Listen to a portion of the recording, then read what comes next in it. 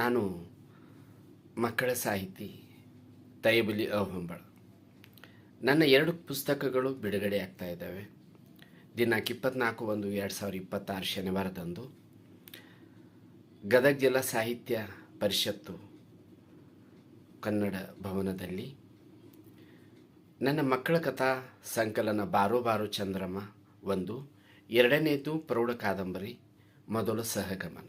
ಈ 2 ಕೃತಿಗಳ ಜೊತೆಗೆ ನಮ್ಮ ಸಾಹಿತ್ಯ ಲೋಕದ ಜ್ಞಾನಪೀಠ ಪ್ರಶಸ್ತಿ ಪಡೆದಂತಹ ಮಹಾನ್ ಕವಿಗಳ ಸಾಹಿತಿಗಳ ಭಾವಚಿತ್ರಗಳ ಅನಾವರಣ ನಮ್ಮ ಗದಗ ಸಾಹಿತ್ಯ ಭವನ ಕಚೇರಿಯಲ್ಲಿ ಲೋಕಾರ್ಪಣೆ ಆಗ್ತಾಯಿದೆ. ಪುಸ್ತಕದ ಜೊತೆಗೆ ದಯವಿಟ್ಟು ಕಾರ್ಯಕ್ರಮಕ್ಕೆ ಗೆಳೆಯರು, ಕನ್ನಡ ಅಭಿಮಾನಿಗಳು ಮತ್ತು ಮಕ್ಕಳು, ಹಿರಿಯರು, ಕಿರಿಯರು ಎಲ್ಲರೂ ಬಂದು ಕಾರ್ಯಕ್ರಮವನ್ನು ಶೋಭೆಯನ್ನು ತರಬೇಕೆಂದು ನಾನು ಎಲ್ಲರನ್ನು ಕೇಳುತ್ತಾ ಇದ್ದೇನೆ.